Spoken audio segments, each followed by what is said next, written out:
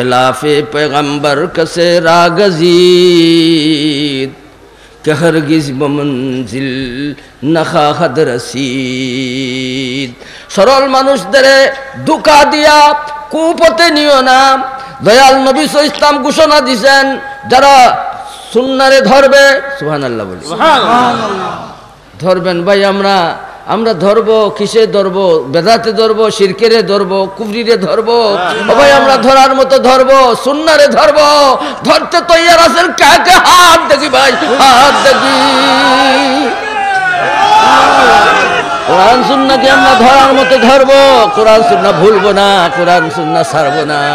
ভাই কোরআন সুন্নাহ ভুলবো না, কোরআন সুন্নাহ ছাড়বো না, কোরআন সুন্নাহ ভুলবো না, কোরআন সুন্নাহ ছাড়বো না। কোরআন সুন্নাহ কোনোভাবেই ছাড়তে পারি না। মহাশক্তি যদি আমাকে কোরআন সুন্নাহ থেকে দূরে সরাইতে চায়, বলে দিব আমি মুসলমান, আমার কাছ থেকে কোরআন সুন্নাহ মিটাইতে পারবে না, জান নিয়া যা। জান দিব, কোরআন সুন্নাহ দিব না, দিব না, দিব না। জীবন আর যৌবন দিয়ে কোরআন সুন্নাহ রক্ষার জন্য তৈয়ার আছেন কে? আমি কোরআন সুন্নাহ ছাড়া আর কিছু মানি না। মাহতারাম হাজিরিন, কোরআন সুন্নাহ রাখিয়া গেছেন কে? জিনার প্রতি মহব্বত জান তাকি অধিক, জিনাকে মহব্বত করি। আর উনি আমাদের কি বলেছেন?